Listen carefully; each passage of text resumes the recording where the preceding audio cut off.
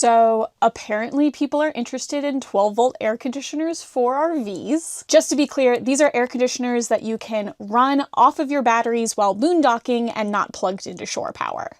Really kind of exciting. But a lot of you were concerned of whether or not these little air conditioners could actually beat the heat, and so today we're putting them to the real test. This is the Country Mod Pro 12-volt air conditioner, and today we're going to look at the ease of installation, noise, actual cooling capability, and energy draw of this bad boy to see if he can keep up. And just for full transparency's sake, Country Mod Pro did send me this air conditioner for free, but they are not paying me to make this video, and I'm allowed to say whatever I want. And believe me, I will. If you don't know me, my name is Emily. I'm a certified mobile RV repair tech, and this is RV Repairwoman. So real quick, in case you missed my last video on a 12-volt air conditioner, what makes this air conditioner different than what you might have on your roof right now? Well, in your RV, you have two types of electricity going through it.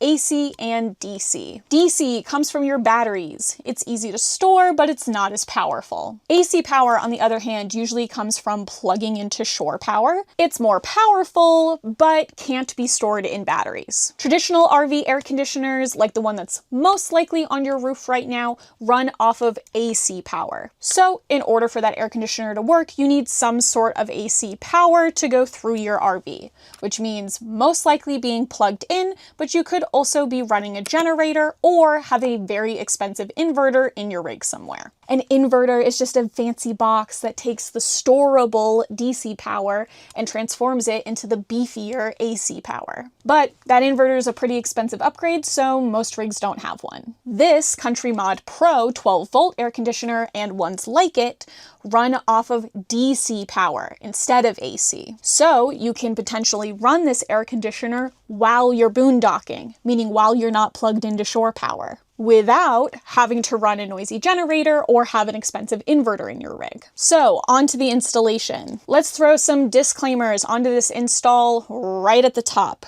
This 12-volt air conditioner, along with pretty much any other 12-volt air conditioner that you buy right now, was made to be put into a van build or a Class B RV. So you're gonna have to do a handful of modifications to the install process just to make it make sense in a traditional RV if that's the route that you're taking. None of these modifications were particularly difficult, but it's just something to know before you go in. This won't be quite as plug and play as some of the other appliances maybe that you've bought for your RV. And just like the last 12-volt air conditioner I reviewed, the Country Mod Pro air conditioner is made for non-ducted air conditioning systems. So for RVs where you just have that big dump vent right under the air conditioner, and you don't have a bunch of little vents that are going through the whole rig. We're putting this air conditioner today in my parents' rig, which is a ducted system, but they find that they don't use their vents all that often,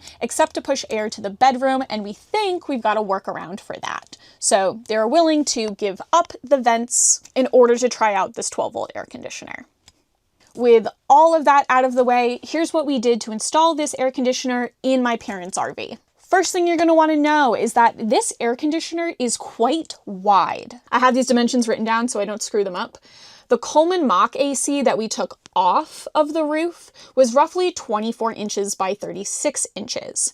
And then the Country Mod Pro air conditioner that we're putting on was roughly 31.5 inches by 31.5 inches. So if you have any solar or vents on your roof that are near where this air conditioner is going to go, I'd hop on your roof with a tape measure just to make sure everything's going to fit. We originally had planned to just replace the fan over my parents' bedroom with this air conditioner, but because this solar panel was so close to the fan, we realized that that wasn't an option and ended up swapping out their whole old air conditioner for this new one. This Country Mod Pro air conditioner is also about 10 pounds heavier than the last 12-volt air conditioner that I tested, but is still considerably lighter than the 80-pound Coleman Mach air conditioner that we took off of the roof. Once we got the old AC off, installing the new one on the roof was pretty easy. You just clean off the roof a bit, stick on this gasket, and then place the air conditioner on top.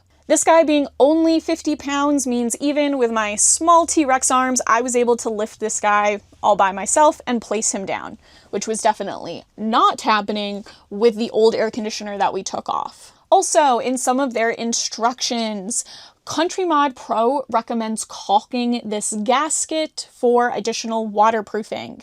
I think this would be more necessary if you were putting this on a Class B or a van, which sometimes have ridged roofs. On a flat RV roof, I find this unnecessary. Basically, any traditional RV AC that you find has a very similar gasket and is not caulked on there in any way. It just uses compression to make a nice watertight seal. And that works for pretty much everyone else. So I didn't do caulking. You can if you want to. I find it unnecessary. Once we got inside, I will say I found the instructions that came with this air conditioner to be lacking. So here are all of the steps I wish that this thing had talked about. First, you want to attach this bracket that's going to sandwich the air conditioner to the airbox and tighten and suck everything into place. Because the airbox on a traditional RV is going to be wider than the ceiling or the airbox you have on a Class B or on a van, the bolts that Country Mod Pro sends you for this, at least in my application, were too short. They do send you with 2 different length bolts, and even the longest one was too short. So I ended up doing the same modification that I did with the last 12 volt air conditioner install I did, and I just used the longest bolt that it came with, a coupler, and an additional just regular hex head bolt that I got from the local hardware store. Tightened everything down, and we can move on to the next step. For this air conditioner, it then wants you to screw 1/2 of this ducting piece to the actual air conditioner unit itself, and the other half to the faceplate. Keep in mind here that you're screwing into plastic, so be a little bit careful. And they do send these 2 ducting pieces to you snuggled into each other. So if you think you're missing a piece, go look and see if it'll come apart. This did throw me for a loop for a second. Now is a good time to figure out how you're going to get power to this bad boy. I mean, you should probably figure this out before you start the install process, but this is when we nailed down the specifics. The last 12 volt air conditioner that I reviewed routed its power wires out of the unit itself on the roof. This Country Mod Pro air conditioner routes its power wires into the RV. So that's another thing to keep in mind if you're deciding on the right 12 volt air conditioner for you. Figure out which path for these wires makes more sense for your rig. A note here about that wiring: if you are changing out a 120 volt air conditioner for a 12 volt air conditioner, none of the wiring that was going to the old air conditioner is going to be used for the new air conditioner. There's probably this Romex that was supplying 120. This is a 12 volt air conditioner, so you don't need that power. And there are some smaller wires supplying like 12 volt power coming from the thermostat. Those are all way too skinny to be useful for this 12 volt air conditioner. The cables supplying power to this 12 volt air conditioner are 6/0. They're beefy cables. And so you're going to need to figure out how you're going to run 2 beefy 6/0 cables from this air conditioner to your battery bank. The way you're going to do that routing is going to be different from RV to RV, but here's what we did in this particular application. In my parents' RV, we ended up routing these wires through the old ducting system that we're not going to be using anymore. So we used some fish tape to help us route these cables through the ducting that goes through the bathroom, and then we just drilled a hole so it could dip down out of the ceiling and into the wall in this cabinet where you won't really see it. And then it just travels down the back of this wall to the bus bar for the battery bank. That's just one potential solution that worked for us. Think about if maybe that would work for you. Also, another thing to note here, Country Mod Pro sends you a pretty decent amount of cable. I think the last air conditioner I reviewed gave you about 10 feet. Country Mod Pro gives you around 15. And that ended up being just enough for us to make it from the air conditioner to the bus bar. Like, had it been an inch shorter, we wouldn't have made it. But back to the AC unit itself. You then unscrew the inner faceplate from the outer faceplate. Don't lose those screws, you're gonna need them in just a minute. The instructions then want you to screw that inner faceplate to the ceiling. And I found that the screws that it provided were not long enough. So I ended up having to steal some screws from my dad's stash. Even with us having to supply 4 additional screws for that, I also don't think they sent enough screws to have screws in all the places that they indicated. So just know you're probably gonna have to supply just like a couple of your own hardware to get this whole thing to work. Also, personal pet peeve of mine, but everywhere in this thing, they call these screws self-tapping, and they are not. That's not what a self-tapping screw is. So I don't like sounding like an old curmudgeon, but like, this is my old curmudgeon moment. That really grinded my gears. But as you screw in that inner faceplate, you do want to make sure that the additional wires, not the ones for power, those are going to route whatever way you just figured out, but the additional cables that are then going to go to the control panel make it through the center of the faceplate. So just make sure none of them get pinched or lost up inside the air conditioner.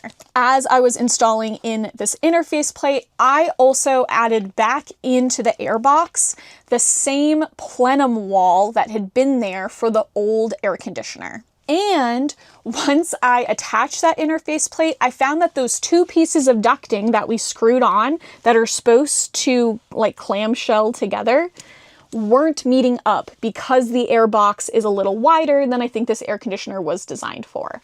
So I just took some aluminum tape and taped inside of that ducting moment to make sure that there was like one solid place for the air to go. I'll talk a little bit more about why I added the wall and the tape in just a minute, but I just wanted to cover that here in the installation process. But once we were done with the inner faceplate, we then screwed in the outer faceplate, making sure that the wires also got routed down through the middle and using the screws that we took out earlier. Remember, I said don't lose those. And we're almost done. The only thing left is to snap in this filter piece and then plug in the control panel and snap that guy into place.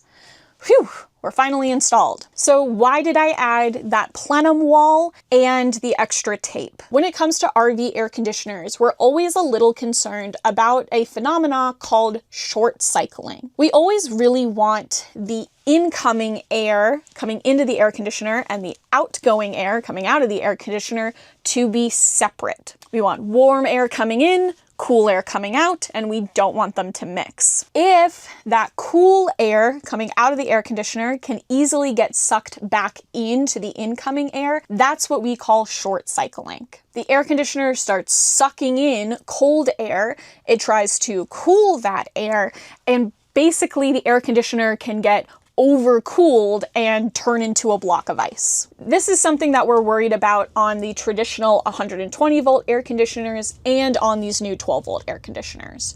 It's just because that incoming air and the outgoing air are so close to each other.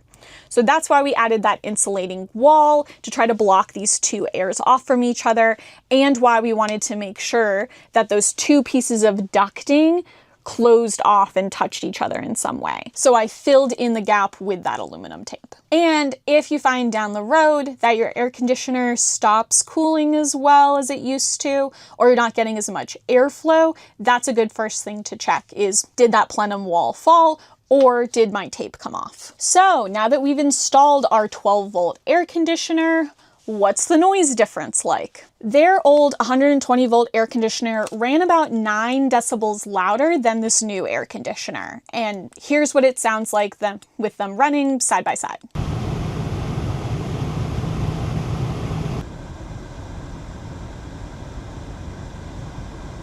A couple of things to note about the noises that this Country Mod Pro air conditioner makes. First, this air conditioner does not have a soft start function like the last 12 volt air conditioner that I tested. You don't get that really long, slow ramp up. Instead, this air conditioner keeps its fan running at all times.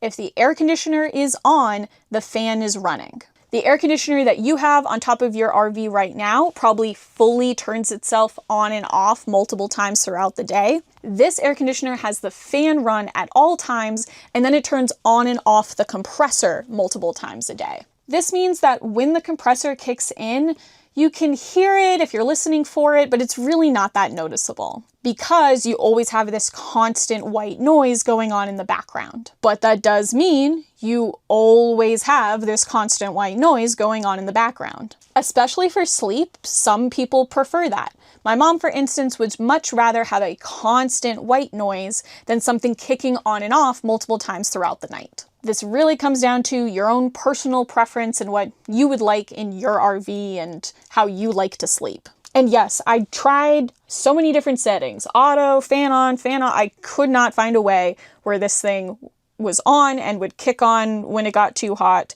but wouldn't have the fan running at all times. If you know how to do that, please let me know in the comments. Cooling! This was the benchmark that people were most concerned about in the last video. And in the end, with this air conditioner, yeah, there's some things that you want to keep in mind. But it's really all going to come down to how you like to RV. Let's talk about it. I tested this Country Mod Pro air conditioner on multiple 90+ degree days. When I started, the RV was at 95 degrees inside. Whoo, piping toasty. After 1 hour with this air conditioner running, it had managed to drop the RV to 80 degrees. And I will say that was a very comfortable 80 degrees. The temperature itself doesn't always tell you a full story. 80 degrees in Las Vegas is going to feel different than 80 degrees in a rainforest. This guy did a pretty good job of dehumidifying as it cooled, so that 80 degrees felt pretty comfortable. But I will say, as the outside air temperature stayed above 90, this air conditioner did struggle to get the RV below 80. As soon as the temperature outside dropped below 90 degrees, then this guy managed to get it closer to 75 inside. And I lived in this RV for a full week while Oregon was experiencing a heat wave, and I found this air conditioner was able to keep it pretty comfortable in here. That being said, a heat wave in Oregon is going to be very different from a heat wave in Las Vegas. While I was here for the week and it was getting above 90 degrees, it was really only doing that for about 2 to 3 hours a day. Overall, when it comes to the cooling capability of these 12-volt air conditioners that I've seen, I think if you're someone that chases comfortable temperatures and you're just looking for something to take the edge off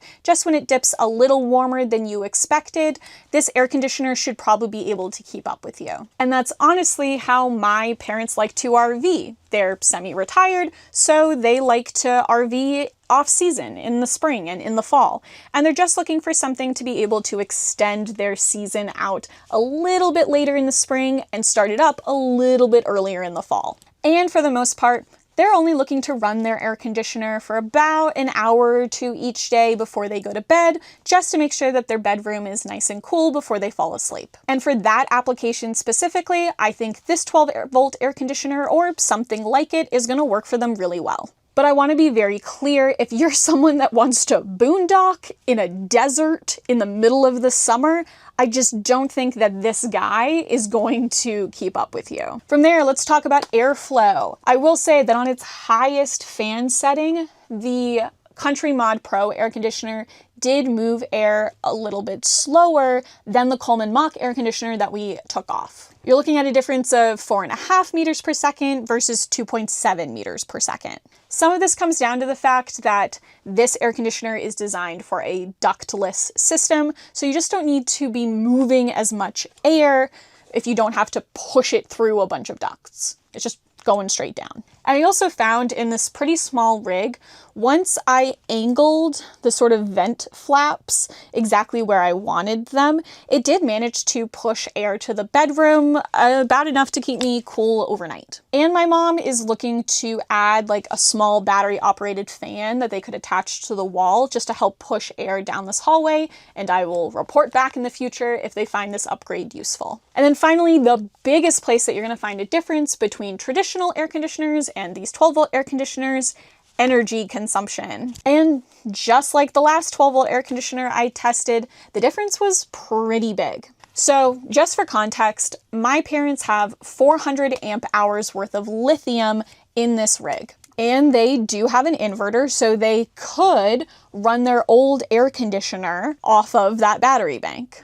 But from their real world experience, they found that they were really only comfortable running it for about 45 minutes before they would be worried about having enough power to get through the night. And just for context, most 120 volt air conditioners are usually rated for between 1200 to 1600 watts. It depends on the BTU rating of the air conditioner, how hot it is outside, how long it's been running, a lot of factors, but you are always looking at a number well over 1000 watts. This Country Mod Pro air conditioner ended up pulling around 60 amps an hour, or around 765 watts, if you like to think in watts. So this guy is pulling roughly half the watts that the old 120 volt air conditioner was. So if this air conditioner was the only thing my parents had running in this rig, and they were willing to drain their batteries to zero, they could run this air conditioner for 6 hours straight and most likely be pretty fine. In reality, trying to bank some energy so they're good for the night, running a fridge and a water heater, and heaven forbid, plugging in a phone and charging a laptop,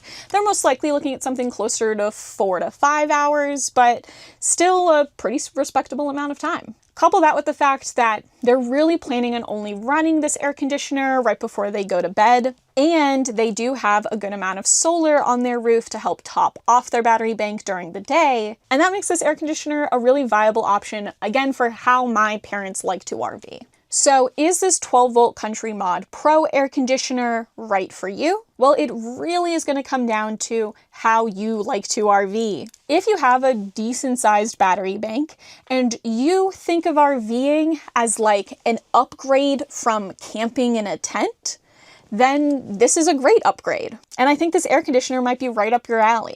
But if instead you're someone that really views their RV as like a house on wheels and you want it to feel as much like a house as possible, and you really like RVing in the heat, this guy maybe isn't the right vibe for you. And whether or not you choose this air conditioner versus the OutEquip Pro air conditioner that I reviewed last time, I think is going to come down to two main factors. The first of which is what is going to be the easiest run for that power for you. Like I said, that last air conditioner ran its cables outside on the roof, so you're going to have to figure out how to get from the roof to your battery bank. Whereas this air conditioner routes its batteries inside of the RV. So you're gonna have to figure out some way that looks cute to get the wiring from your air conditioner to your battery bank. On some rigs, the first is gonna be easier. On others, the second will be easier. And then the other big thing to keep in mind here would be what type of noise you want your air conditioner to make. Do you want it making a constant white noise so you don't really notice when it turns on or off? Or would you prefer if your air conditioner fully turned on and off throughout the day, but when it did turn on, it ramped up very slowly so it wasn't as jarring? If you think this Country Mod Pro air conditioner is the air conditioner of your dreams, check out, I'm sure I've got a link in the description, and there may even be a discount hiding there for you. Check it out. And if you want to see what other options are available out there, check out this video where I reviewed the OutEquip Pro 12 volt air conditioner. But this has been RV Repair Woman. You got this.